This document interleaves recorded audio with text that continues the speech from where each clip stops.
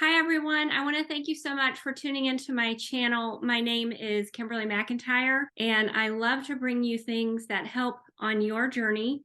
And so today I am meeting with my friend, Gena Cole.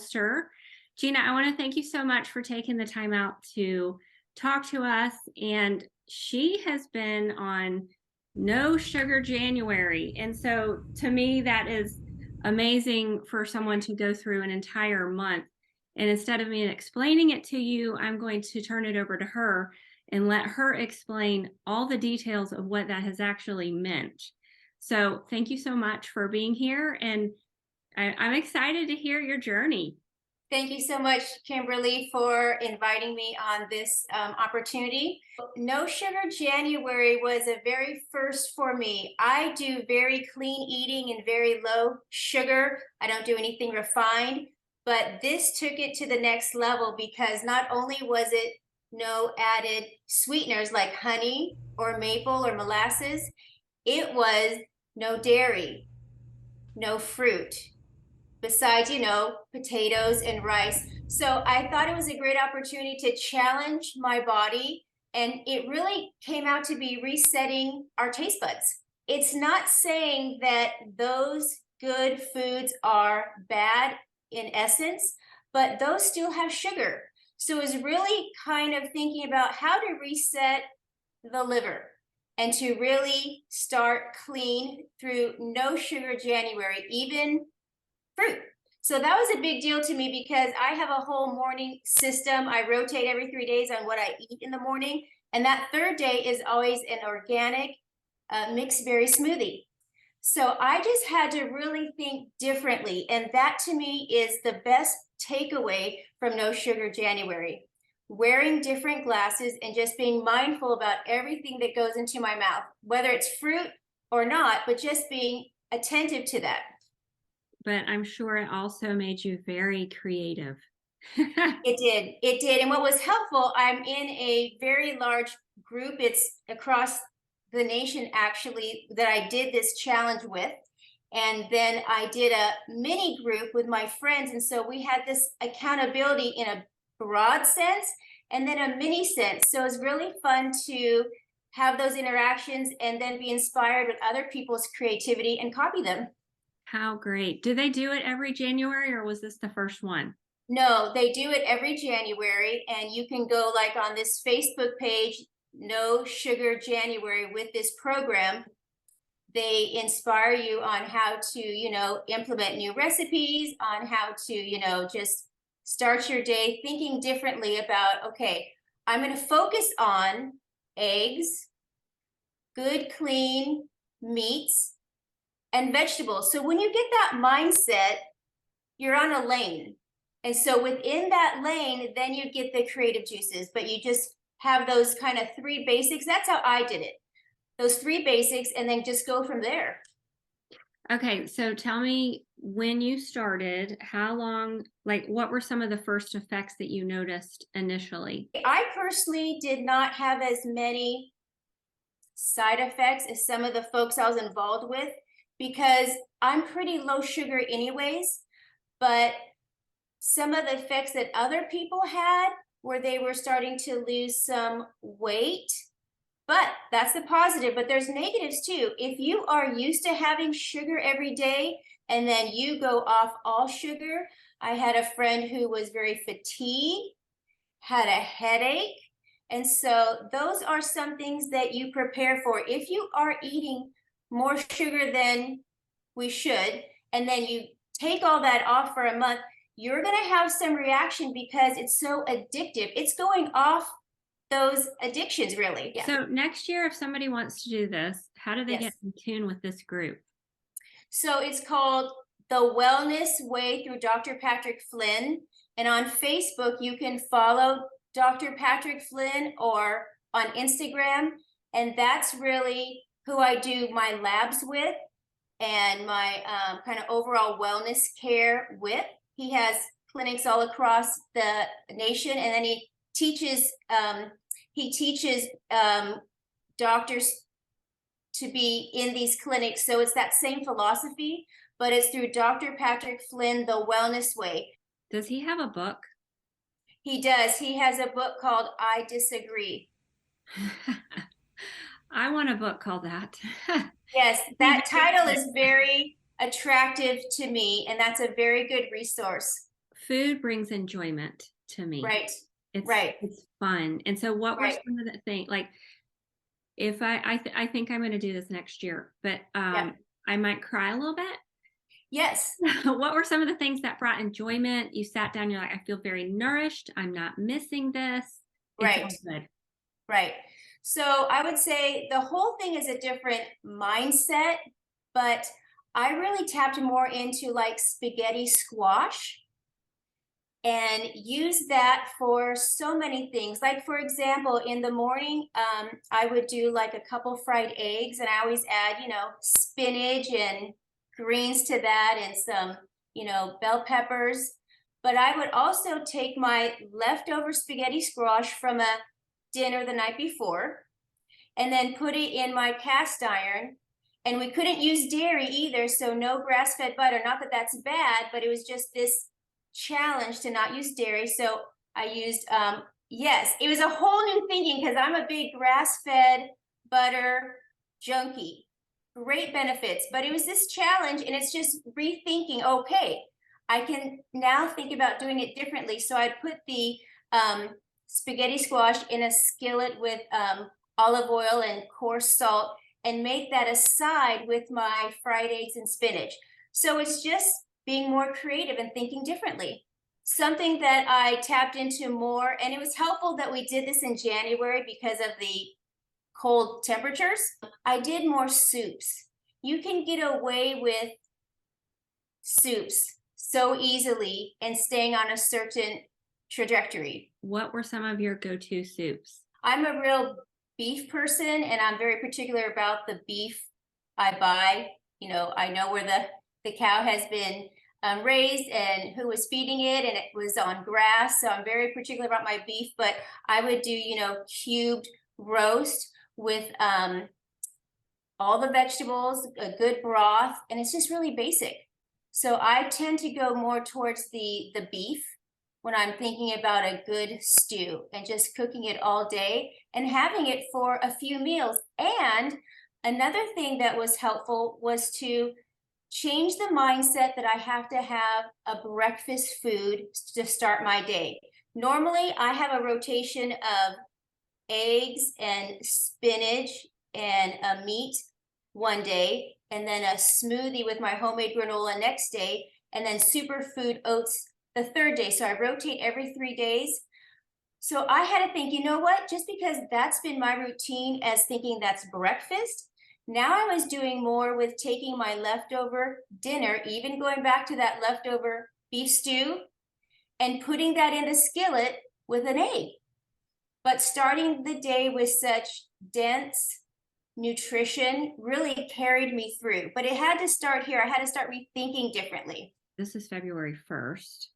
This is my first day, and I've already bought one treat that I'm going to open up, and it's even not that big of a deal. I haven't had one chip in January, and if I buy a chip, it's going to be, like a gluten-free, very clean brand. And so that's my big deal, to have a chip today, and I'm going to make taco salad. Okay, so tell me what brand, what kind of chip is it? Can I show you? Yes. So this. Great. So even though I would normally have this in my pantry, I chose not to eat it during No Sugar January because it wasn't on our protocol to reset our body and to eliminate things even like this. That's good. So this is my big treat. And so as we're doing this No Sugar January, it's really changing our taste buds to a new level. In that, I'm a big dark chocolate fan, but I buy quality, like, 85% dark chocolate, which I have no guilt about. There's good benefits. But even that treat was not on my list. So I went to 100% dark chocolate. And at first I was like, you know what? This is not enjoyable. But about week 2, something about week 2, when you just need something to carry you through, I took the dark chocolate and then a real good nutso nut butter, and that's just a nut butter that has like 3 different nuts in it. So it has a lot of textures. And if I took a spoon of that with a couple chips of the 100% cacao, Great idea. I started to be satisfied with that. So now it's going to be very interesting because today's the first day I can go back. When I go back to my still good quality 85% chocolate, I bet my taste buds will have changed and think that's sweet now. It will be a higher level of what you notice in everything. Right. The fruits are going to taste sweeter. And okay, so did you eat out at all? I did eat out one time with my mom. Let me preface this with the no sugar January, you can take it to the full load or you can modify it. I have somebody I am friends with who just took the no sugar January, no added sugar. And that was a good place for her to make new discipline, new habits. So for me, I was reaching out to a group of friends who I knew would not do it if we did 100%. So I met them where they were, but tried to move them up a little bit and said, let's do no sugar January, but take the weekends off.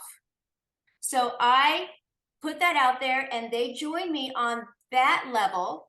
I still did pretty much almost the whole program, but I did eat out with my mom one time and then I just chose a better option. And it was a shrimp, kind of a fajita bowl, shrimp and beef fajita bowl.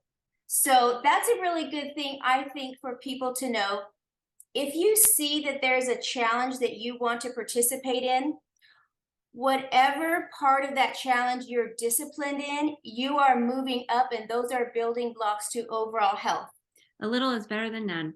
And it starts Right. training the mind. What I have loved about all of the challenges that I do is the self-discipline factor. You know, learning to tell yourself no. And then as we do that in small increments, the ability to grow from that. And so I had someone when I did the 3-day juice cleanse, which is no big deal for the people that have done a 40-day juice cleanse. But then I know someone who did a 1-day juice cleanse, and she said, I about died, and I don't know how in the world you survived 3 days. And I'm like, well, it's a building. You know, you start with one. Exactly. You saw that you could do it. You wait until you forget the pain. You do it again. Add Right. another day. Right. You mentioned something about preparation. That is huge. And if I were to encourage somebody in getting ready for a no sugar challenge, I would say take time a couple weeks before you start your no sugar, whatever you're choosing to do, 1 day, 2 weeks, a month, and prepare. Because if you don't have things prepared, you're going to veer off. And just when you're hungry, eat something that you're going to be like, oh, I didn't want to do that, but I was hungry. So it's getting the right groceries. It's maybe taking a few things out of your pantry that you don't want to be tempted with.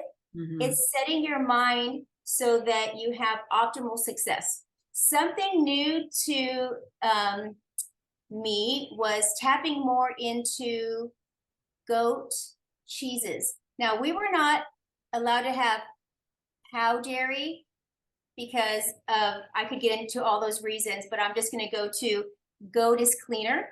And so we were able to have goat cheese, goat yogurt, goat kefir. So Trader Joe's had all that. And I really had not really veered my eyes in that section before.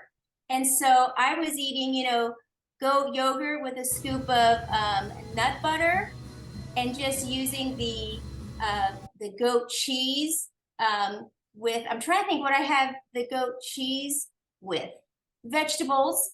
And Okay. so like more of a dip because it was a soft cheese. So just that was a great takeaway for me to when I'm looking at all those beautiful cheeses, I can now pick out the goat cheeses and it's really fun. Tell me how you felt through the whole process. What did you notice anything different in the way that you were feeling? I felt good, but there was times when I felt a little bit hungry. And so I just had to make sure that I was fueling my body enough during the day that I just wasn't feeling hungry. Because normally I would like to just grab a smoothie or just a bowl of fruit or a banana with nut butter. And I think one of the harder things with the no sugar for me was, what can I snack on? I do like to have a snack in between my meals.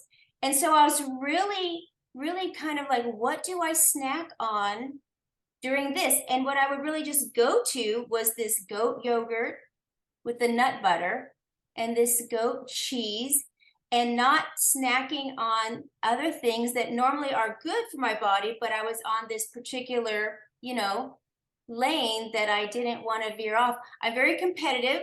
I like testing my willpower, and I want to come out successful at the end. So I guess the success was that I started something and I finished it, and I feel good. My body feels good. It's not like I had this crazy change that I have, more energy, or I lost 10 pounds. I shouldn't lose 10 pounds.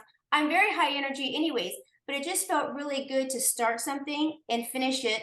And now I'm going to, celebrate and have a few things that weren't on that challenge, but they're still not bad for my body, but I'm going to enjoy those. But it's going to be fun to see how it affects my February, with maybe my 85% dark chocolate is too sweet for me now. So that'll be a fun process. There's something else that I want to talk about, because when we talked before, you had mentioned that you do something with your church called Health Matters.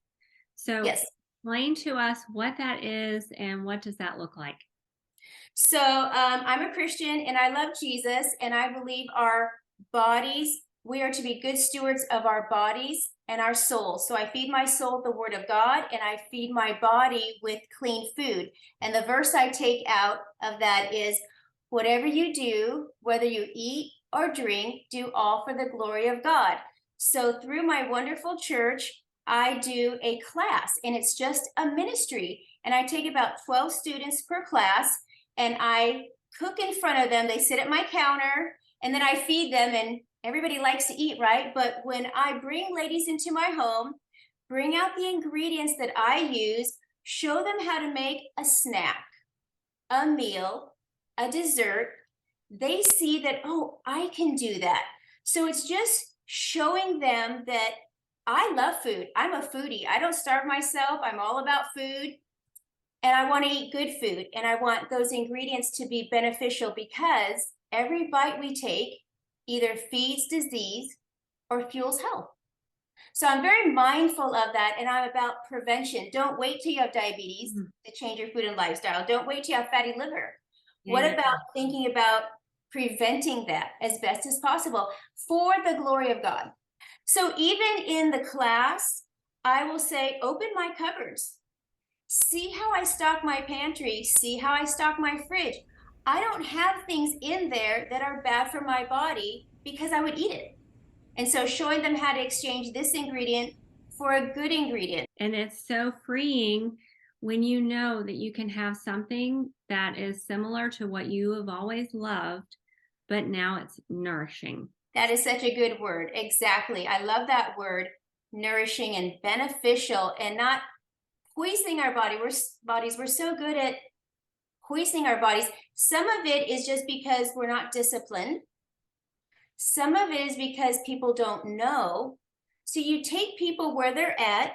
I have women that come in who are vegan, vegetarian, paleo.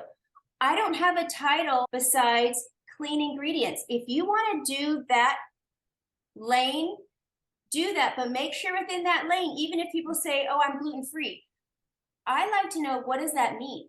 Right. You can eat so within gluten-free, yeah. Gluten-free. Right. So within wherever those people are, you meet people where they're at, show them what clean eating looks like, and then they apply it to where they're at in their life.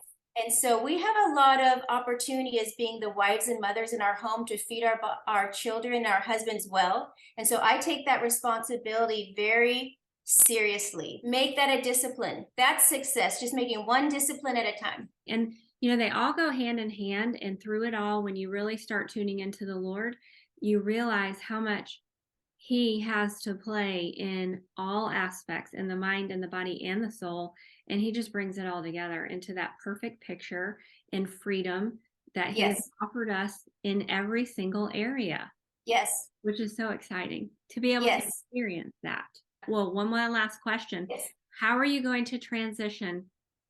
Today's February 1st. I know you did say that you have the Siete chips ready to roll, but Right.